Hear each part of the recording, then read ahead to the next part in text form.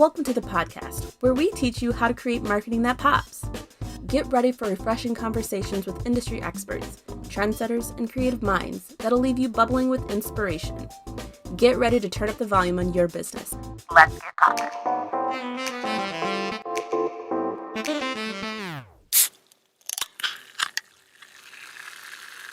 Welcome back to Marketing That Pops. I'm Olivia.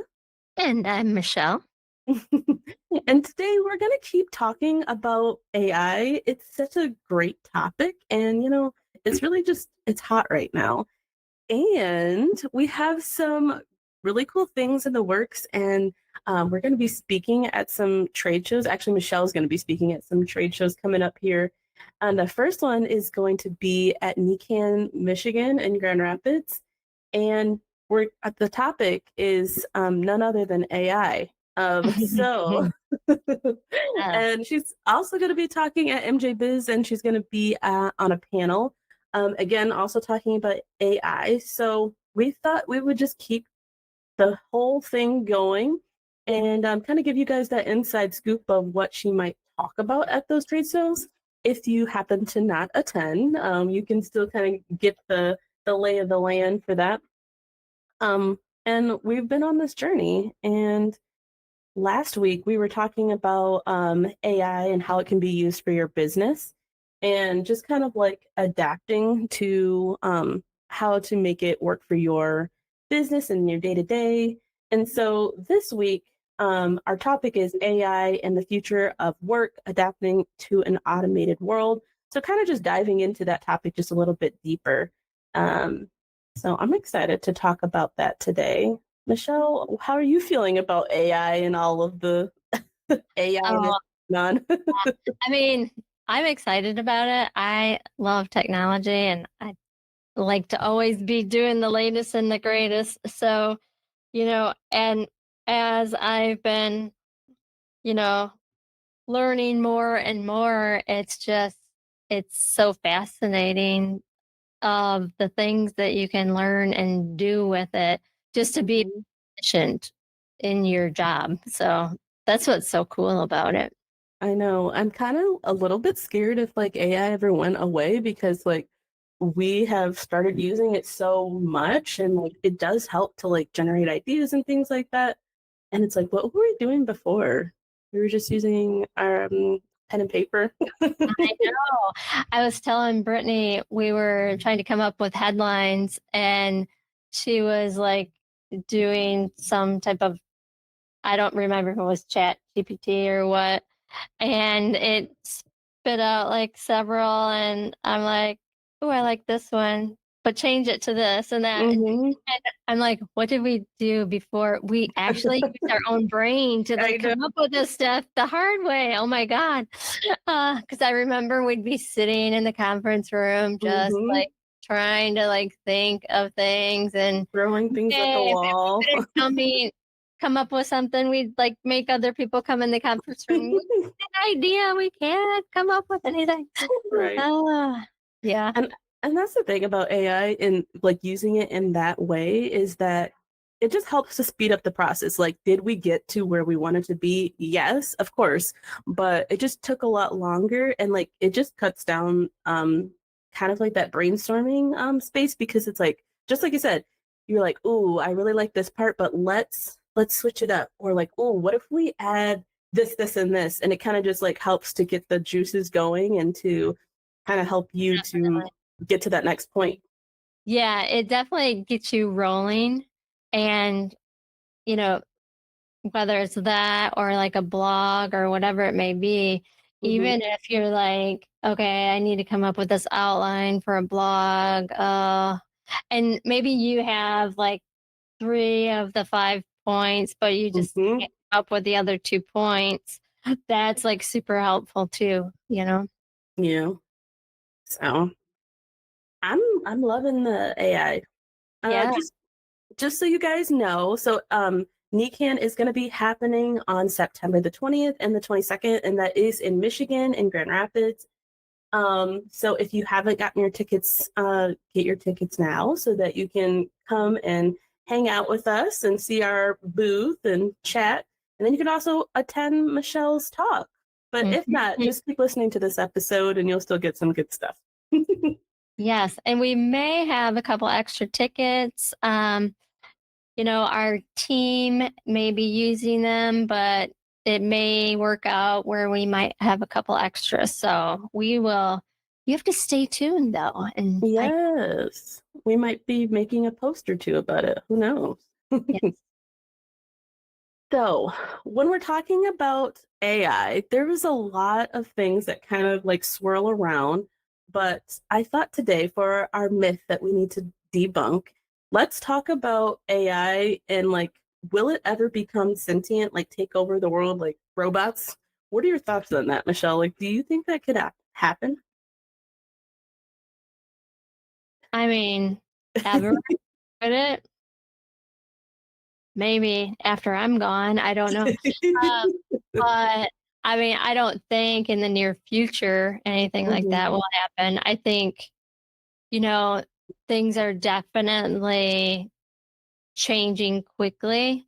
mhm, And I think that things are the key to employees being worried that, oh, I'm not going to have a job now because of AI. I don't think that's the case. I think mhm, that it's if you can learn to manipulate the AI mhm, to your advantage, because not everybody has the skill to be able to use the prompts properly to really get out of it what they need. Because some mhm, people just put in one prompt and then give up and they're out, and others will keep digging. And if you can learn the skills to use AI properly, that's a big skill that is needed. And so I think that's where, that's going to be like really helpful. mhm, I think everything that you see more and more is going to be AI. But I don't think there's still going to be human interaction, you know, with Yes. everything. And I So, I agree with that. Like I do think, I mean, there's so many like science fiction movies and like, these people get these ideas and, yes, there are robots and things that kind of have like human aspects to them that they're trying to develop. But I definitely think that we're very far off from something like that. Um, and like Michelle said, like you need to have a human in order to be able to even develop or to be able to perform certain tasks. So I think we're safe for now. yeah, that reminds me of that cartoon, and it was about the robots. I can't think of what it was. The Jetsons. The Jetsons. Oh my Mhm. gosh. Yes. And I like love that show. back then, it was like, that just seemed so crazy, Hmm. that like you would just push a button and this would happen or that would happen. And now look at us. It's like crazy, isn't it? Yeah. But like when you were talking about like, you know, everything is robotic, that's where my mental brain went, was to the Mm. Jetsons. Like, are we Well, gonna like be, the cars are just flying in the air and they're not like driving on the roads anymore and honestly, things like that. I'd love to see like a blog about that because there's so many things that, from the Jetsons that have come true. Like, if you think about like how they had those phones and they'd be talking it like FaceTime, that's something that came true. Let's see. They had those like watches, like the smartwatches, we have those. Um, they had the vacuum cleaners. So like, we have our, what are they called? The The vacuum iRobots. Yeah, the like vacuum cleaners that go Yeah. around and clean your space. So it's like I think there is quite a few things like that were ideas, or I don't know if they had a thought of that those things would really come true, but here we are. And yeah, the only thing that's not available is I haven't seen anybody flying around in any jetpacks or anything like that. But on the water, they do have those things. They do, and they're very cool. I see Yeah. them when we're out on the boat, and I'm like, "Oh God, don't let my husband see that. He's gonna be getting one of those things." That's so true. I could Yeah. definitely see him doing Oh, that. oh, he wants one so bad, but luckily they're really expensive. So, Okay, good. We're in the clear. We're in the clear. yeah. Yeah, that's actually really crazy to think about, though. So I think when we talk about AI, we've talked about like the chat bots and all the different things that we have been able to adapt and like use as uh, brands and as businesses. And just to give people a peace of mind, I think as much as those things can help the business, I do think like on a customer facing end, I've seen some statistics that, people really still do want to talk to a human. So I think that while those things can definitely be helpful to get through like FAQs and like um, certain things, at the end of the day, people just want to be heard and they want to be able to explain the problem and not have someone just getting the prompt back again and again. Gosh, I know. Just thinking of, the chats on websites, right? You just it keeps coming back asking you questions like representative. It's like you Yes, just I get know. so annoyed and you're just like, just get me to a live person. Come on. Yeah, that's And all I so do is type that. yeah, it's just like it can be frustrating. But, I see how they're trying to make things more efficient. And if it's Mhm, commonly asked questions and things like that that they can solve, that it's not wasting their team's time, then that's mhm, great. But if it is something more advanced that you do need to walk through with somebody, then yeah, let's get you to a person. mhm. So, like business owners or marketing people that are listening, just be aware of that. Like, if you guys are using chatbots on your website, I would try to like look at that on a regular basis, whether that's quarterly or monthly, to just see like how often are the prompts that you guys have on your chatbots, like how often are those actually being used. If not, maybe you have the wrong questions placed, and maybe you need to switch those up so that you can get some better results. So that's something to take away and to kind of adjust. Another thing that I do think helps and does really well is that when AI does like recommendations. So I love when I'm shopping and I'm on a website and they recommend something after I've purchased and it's like, oh, you might like this, this, and this. I think that that helps your overall bottom line as a business owner because it's like you're recommending people to a product that they probably would, maybe they might not even know about, or you do have a little bit of information at this point because maybe they've purchased something similar or previously. So I think that that type of AI is not seen as intrusive and also off-putting because sometimes like when we get to certain things that can happen. What are your thoughts on that, Michelle? Hmm. Really have a lot of thoughts on that one. Do you like it when you get recommended products to you? um, yeah, but most of the times I just kind of skip through. I'm like, yeah, yeah, yeah, I don't want that. I don't want that. I mean, I do think it's a good idea, especially if you have an e-commerce Hmm.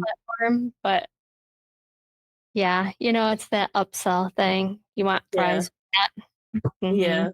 I think it's good if you have like certain promotions that can go with it, where it's like, maybe if you add this other product to your cart, like you get a certain deal, especially if it's something that you know that they could like. That's where I think it comes into play where it's good. If you're just recommending all willy-nilly, then people are definitely going to skip that and be like, I don't want this. I Yeah. want what I came here for. Yeah, I think the key is to have it be very unique to that buyer because sometimes I think Absolutely. it's just Generic. programmed in where it's like too generic.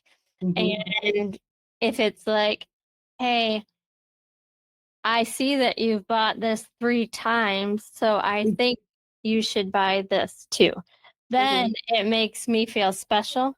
And Mhm. so then I'm like, oh, okay, maybe, yeah, then maybe I will. But otherwise, I just feel like, oh, they're just trying to sell me. Mhm. Yeah, I saw some studies that said like customers who receive relevant products recommendations are more likely to return to a business and become a loyal customer if they are specific to that customer. I think personalized recommendations demonstrate that the business understands and resonates with the customer, just like you're saying, and that Mm. only to build that like brand loyalty. Yeah, yeah. And I've been hearing that more and more and more. And just the personalization is so important. And Hmm. like, it can be good, but sometimes it fails for you Hmm. because, for example, like yesterday, I got this email and it said, insert name, blah, blah, blah, and it's just like, well, that was a fail for you, delete. Yeah.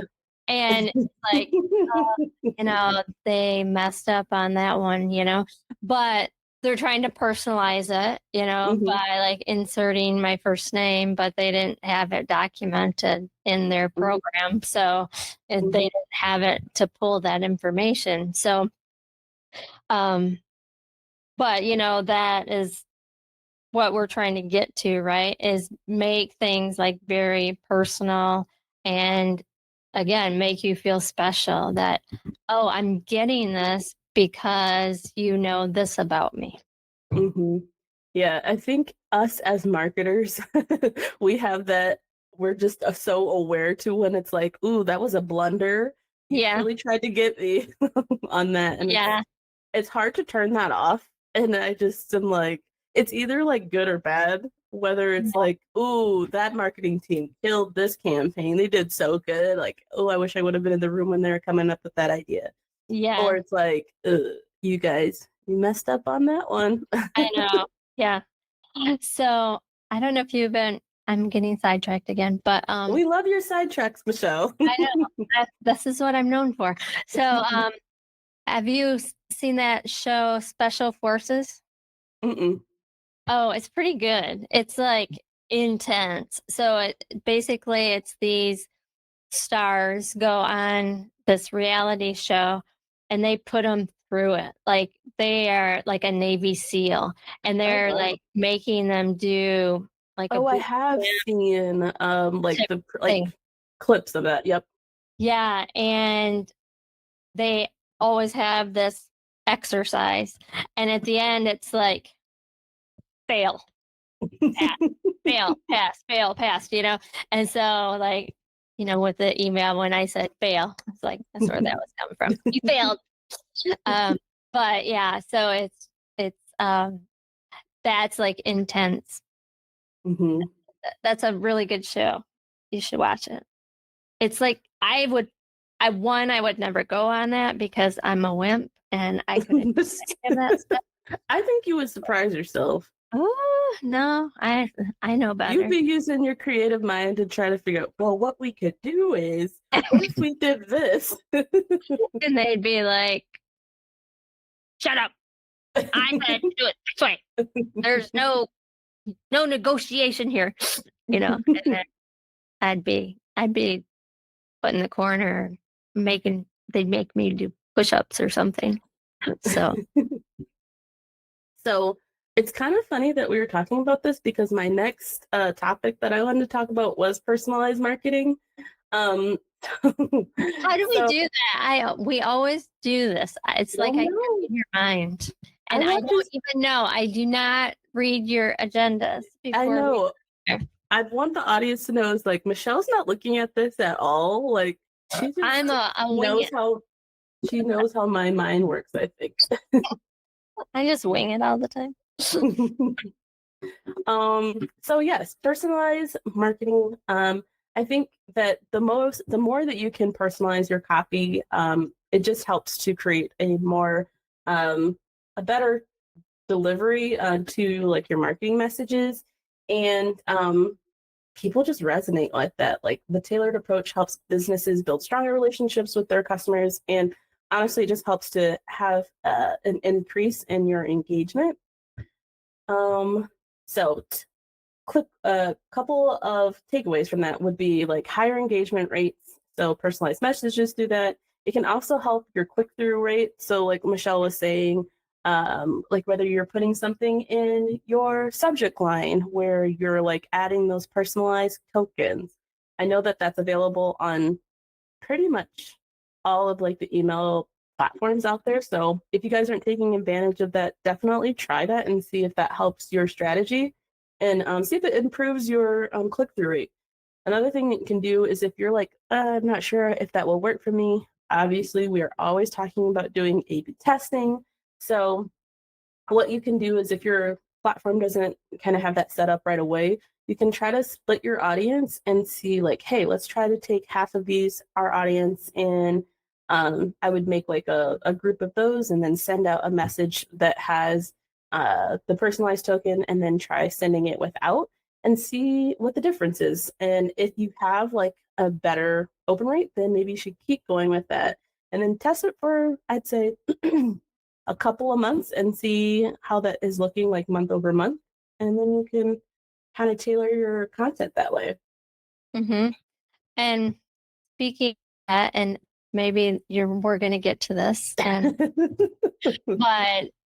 it just makes me think about like with marketing automation and segmentation that like we can automate these types of things, and that's a form of AI because we're, the machine is automatically doing this for you, but it's doing it based on the inputs or prompts that you're telling it to do.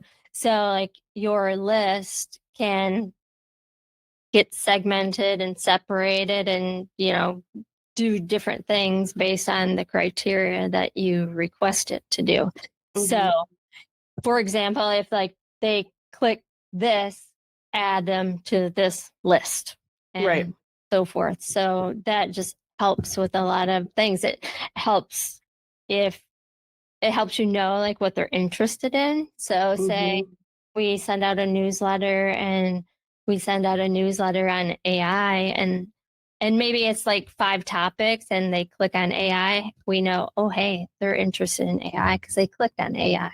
And so we can segment that and put them in an AI interest list. So those types of things.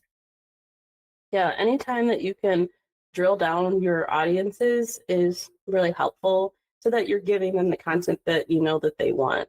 And this is it's not just for emails, like this type of methodology you can also use for like SMS as well. Like using like the custom tokens. I know a lot of those have that option too. And honestly, if you are using SMS, I would use the tokens because when you are sending like massive amounts of SMS, you're going through these carriers. And this isn't only just for, people who are in the cannabis industry. And the reason I bring that up is because in the cannabis industry, there's a lot of rules and regulations that you have to abide by. So using certain words like carriers, they kind of say that that's a no-no. But what I was getting to is when you use a personalized token for SMS, it helps to break through that kind of like singular message and they have more of a better delivery rate. Because sometimes you'll send a message and then you'll start to see like, oh, I didn't get a lot of clicks or, I didn't get as many delivers. And that's because the message isn't unique. So try adding that token and see if that helps you with SMS as well. Okay, we're moving along here. The next thing I would say is advanced sales and analytics. So we kind of talked about this a little bit last week, but you can just get so much information with AI and through your analytics, and it just helps to make really good business decisions because you can be informed based on the data-driven insights. So you're not just kind of making decisions like, oh, I think people like this. But that kind of goes back hand in hand with everything that we're talking about with segmenting your list and seeing if people like this and adding a personalized token. And then you just have to look at your analytics and see, okay, what we're doing is working, or no, we need to stop it and we need to reverse and try something else. Yeah. I'm smiling because I was going to bring that up, but I'm like, I know I'm just going to wait and see if she's going to bring it up. And then you did.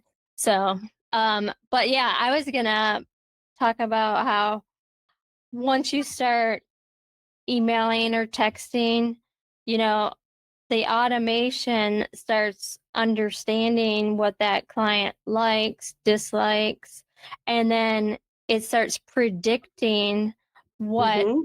going to order and how often you order. So say if you okay, I'm realizing this customer is ordering this product once a month.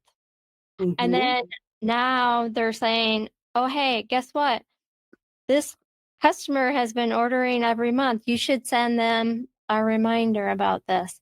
And so these different programs like have all these really cool tools that will help you do that. So make sure you don't ignore those types of things. Yes. I was just going to say Oh, that it improves sales and like forecasting. So you can actually predict like the trends that your customers will have. So Michelle's on the money once again. Yeah, I mean, it just helps to inform your decisions. And also, there's certain programs that we use. One of them in particular I'll talk about right now is Alpine IQ, which is really cool. Now, this is like it is like a e-commerce type of email platform because you can plug in like all of your information and you can see like Michelle was saying, like, oh, this person has shopped this many times and you know they have this kind of like regular buying structure.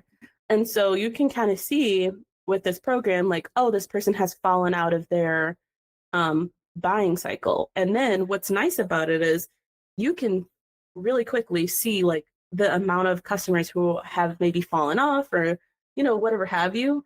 And you can send a campaign directly to those customers. So it kind of like helps to like cut down that work a lot for you. So you're not having to figure out, well, they have purchased, but I don't really know like how often they purchase. It's really nice that it just does all of that, you know, data for you. And then you can make a decision of how you want to try to like reintroduce yourself to that customer or to try to get them to back into your store or to get them to purchase again online, or you want to send them a coupon, whatever that might be, you have that information to make your decision.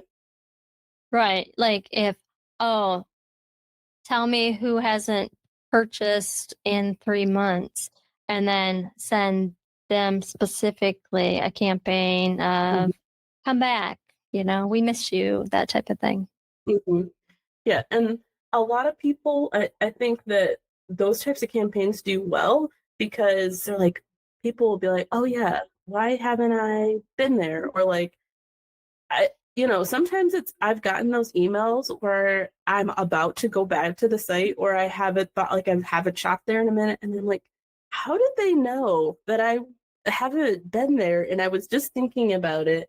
Like, that's really weird, but Mhm. you know, I kind of like it in some sort of way. Right. Yeah, I know. Well, because people get busy and, you might have been like on the website and then somebody came in and like interrupted you, or you had to do something and then, you got sidetracked, and then you're like, "Oh, yeah, like, I was meant to order this thing," and then you just don't, and then but then when you get that text or that email, you're like, "Oh, that's right, yeah. Yeah. Ooh, now I got a discount code, so now I'll go through and order it," so Yeah. Yeah, my favorite emails to get are the, "Hey, you left this in your cart?" Because I'm like, "Oh, yeah, I did have that in the cart. I forgot." Like, yeah. or I'm just like, "I don't even remember what that site was that I was on there, and wasn't I about to purchase something?" And I mean, Mhm. that's a helpful tool to me. I love it. Right. Yeah. Okay. So, talking about the future of AI in the customer experience. So we talked about chatbots and assistants and how they can help with FAQs and like helping with that. I would just again say to make sure that you are doing your research and making sure that you understand how your customer uses your website or how they interact with your business, just to make sure that those can have that natural language. Because if you don't, like, people can get real upset of like, I want a live agent or whatever that is. And I think people just want to get to the answer that they're looking for as quickly as possible. So definitely look at that. And then like another thing that AIs are is just like predictive analytics. So AI will become even more adaptable at predicting customer behavior, allowing businesses to anticipate their needs and to offer proactive solutions. So I think we'll start to see a little bit more of that coming from AI. And we're already starting to see this, and we talked about this again last week too, about how like augmented realities and just being able to place things in your home from like certain shopping places. And I do think that those types of things help to make a decision ultimately. So Mm-hmm. you have to customize your customer experience. That's crucial. Yeah. Yeah. I mean, like we were talking about like the interior design, like sites and that, and say if like there's like Bear or Sherwin-Williams, if they have sites like that, you're more apt to buy their paint because Mm-hmm. you've perfected the color Mm-hmm. and you don't want to go with another brand and maybe the color is slightly off, right? So they kind of Right. got you and you want to make sure that things are just so. So, Yes. So, all in all, AI is playing a crucial role in transforming the customer experience. And by leveraging a lot of these things that we talked about, with, you know, looking at the data and also making sure that your copy is customized to your audience, just helps to obviously build better offers to your clients and customers. And I think it helps to build that stronger relationship. And that's what people want. They want to buy from a product or a place that they believe in. And if you can give more of that, then I think that will help give you that competitive edge. mm-hmm.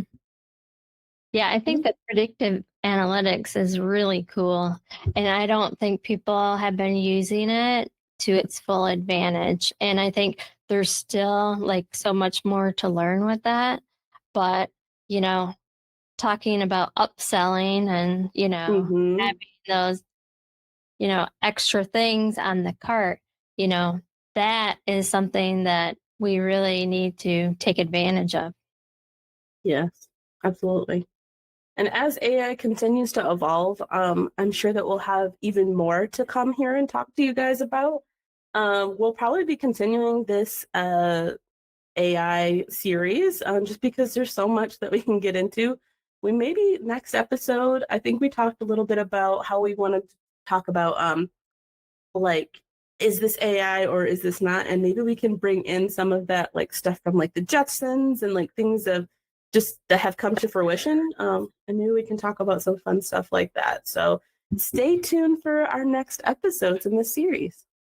All right. Sounds good. All right. Well, we'll talk to you guys later. Thanks for listening. Bye. Bye. Thanks for listening with us today. Stay tuned for the latest in web marketing and design from ThrivePOP. Want to be a pop star? Head over to thrivepop.com/podcast to join our mailing list for episode notifications, sneak peeks, listener feedback, and more.